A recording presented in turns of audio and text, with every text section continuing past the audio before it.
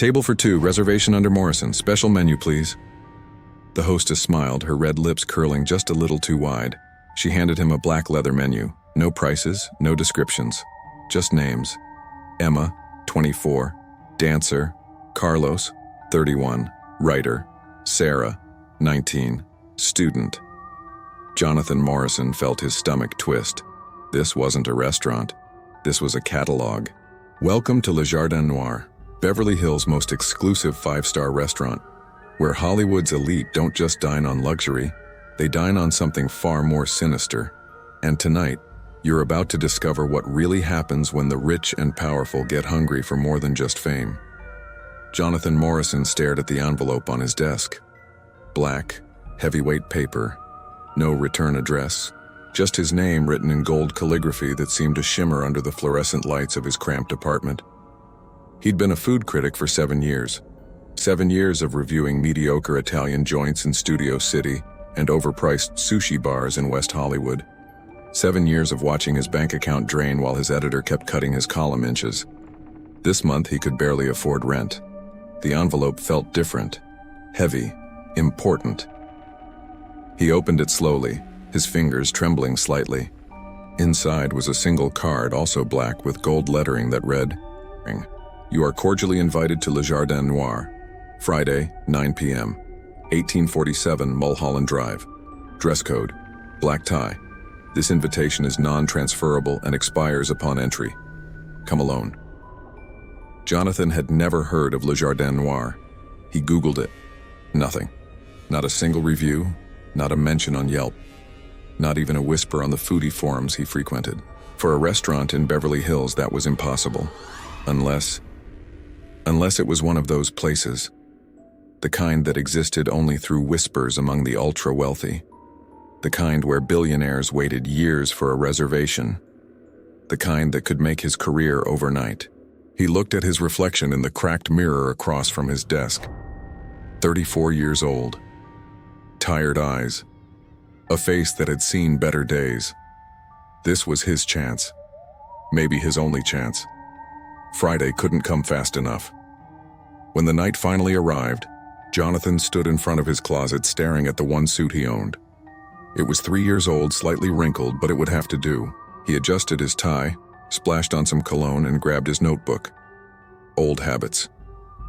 He always brought a notebook. The drive up Mulholland was dark and winding. His old Honda struggled with the hills, coughing and sputtering as he climbed higher into the Hollywood Hills. The houses up here weren't just homes, they were fortresses, gated mansions with security cameras and guards. And then he saw it. The restaurant sat at the end of a private road, hidden behind towering hedges and wrought iron gates that opened automatically as his car approached. It was as if they'd been expecting him, as if they'd been watching. Jonathan parked in a lot filled with cars he'd only seen in magazines, Bentleys, Ferraris, a Rolls-Royce that probably cost more than his entire life savings. He felt out of place immediately. The entrance was understated. No flashy sign, no neon lights. Just a simple black door with a gold handle shaped like a serpent. He pushed it open. The interior took his breath away. Crystal chandeliers hung from vaulted ceilings. Dark mahogany walls were lined with oil paintings of landscapes that seemed to move in the candlelight. The air smelled of roses and something else. Something metallic and strange that he couldn't quite place. A woman appeared from the shadows. She was stunning. Tall, slender, with jet black hair pulled back in a tight bun. Her dress was crimson, clinging to her body like a second skin. Her smile was perfect. Too perfect.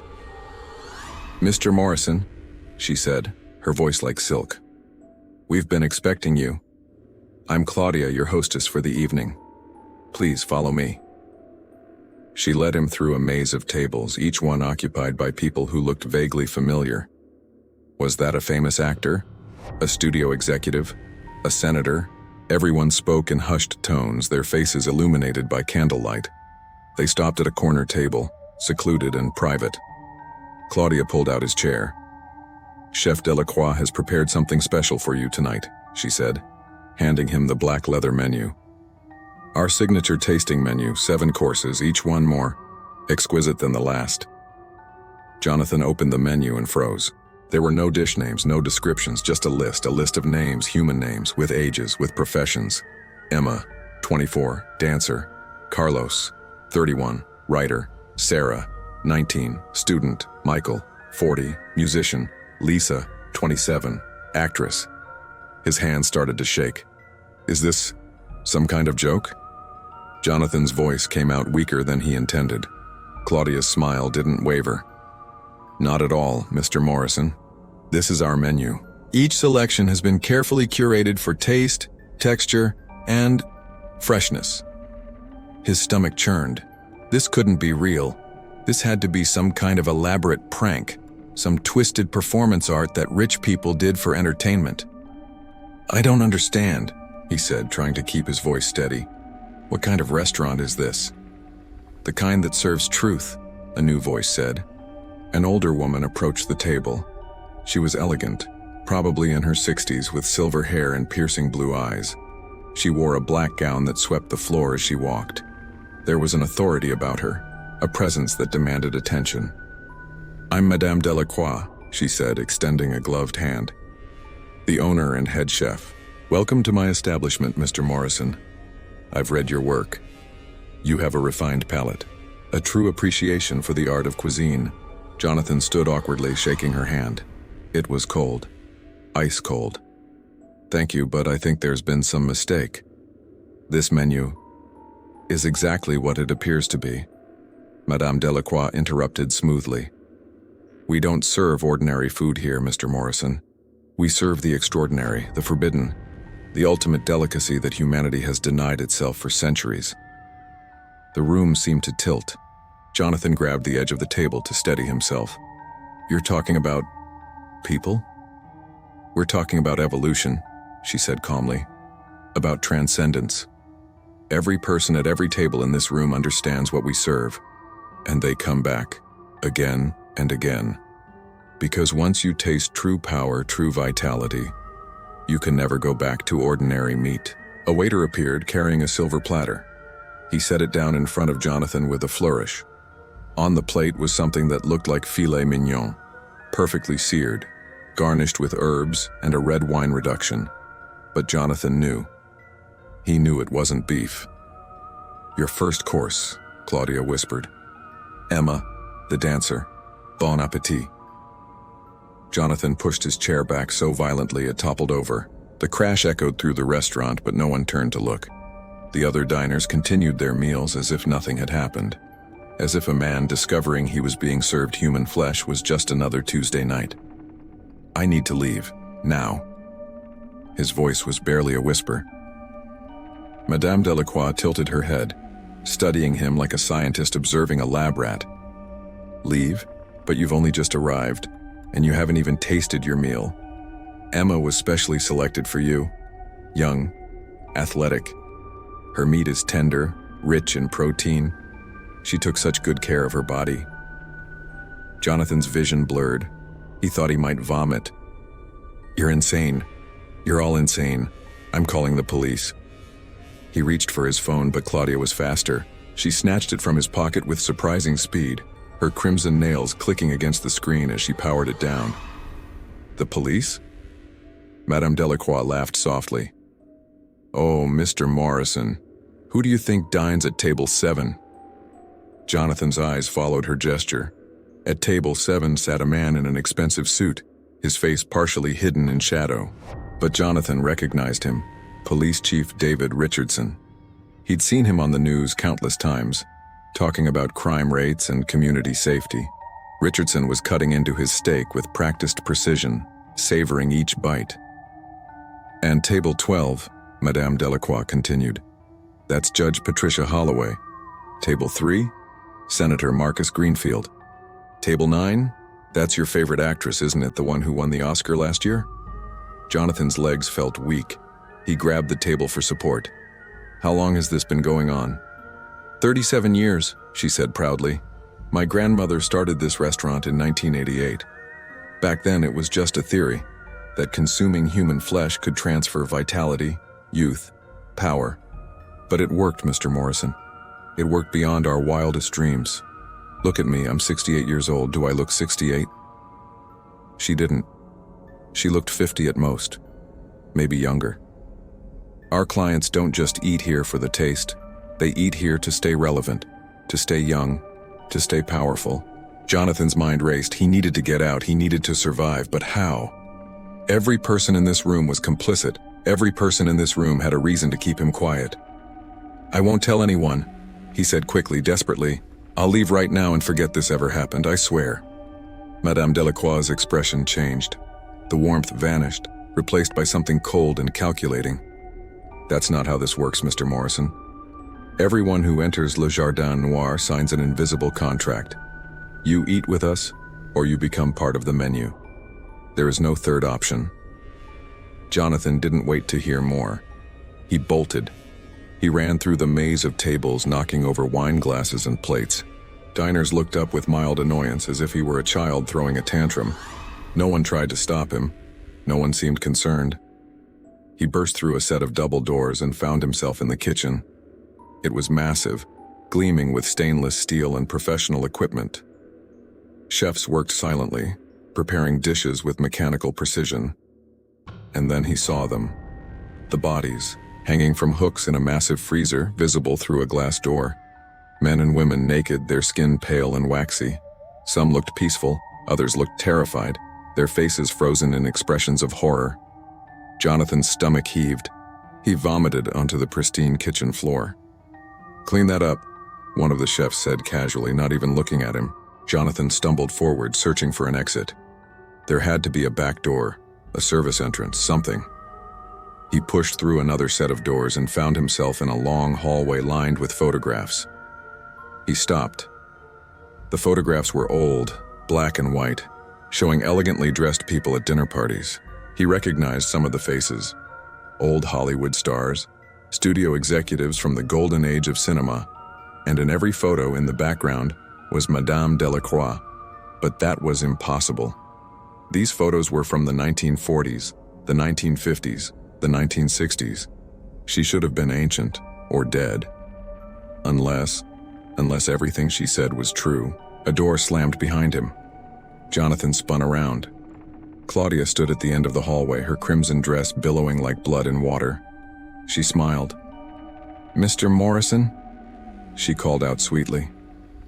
"Where are you going? Dinner isn't over yet." Jonathan ran.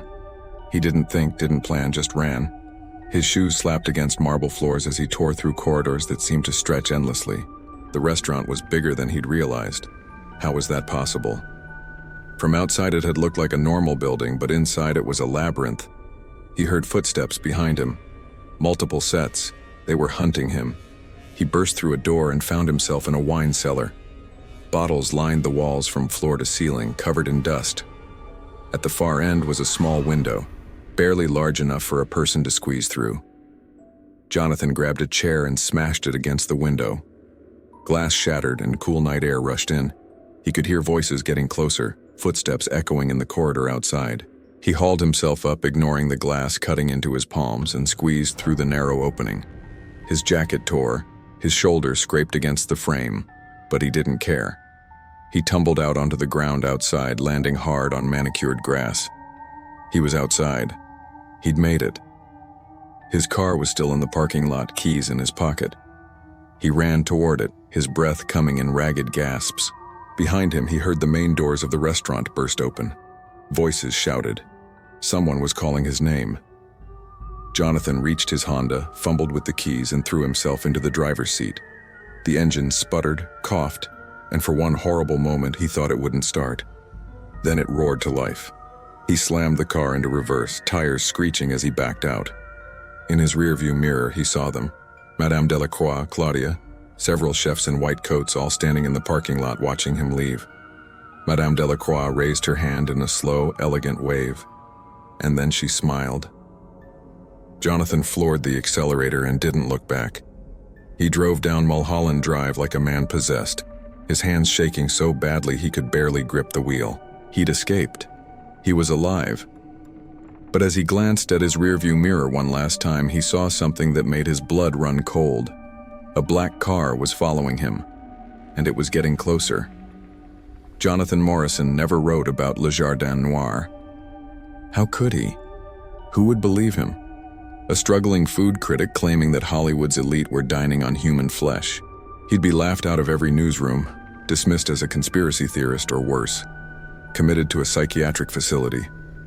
The black car followed him all the way home that night, staying exactly 3 car lengths behind. It didn't matter how many turns he took, how many streets he zigzagged through. It was always there, watching, waiting. When he finally reached his apartment, the car stopped at the end of his block. It sat there for exactly 5 minutes, engine idling. Then it drove away. The next morning, Jonathan found an envelope on his doorstep. Black, heavyweight paper, gold calligraphy. Inside was a single card.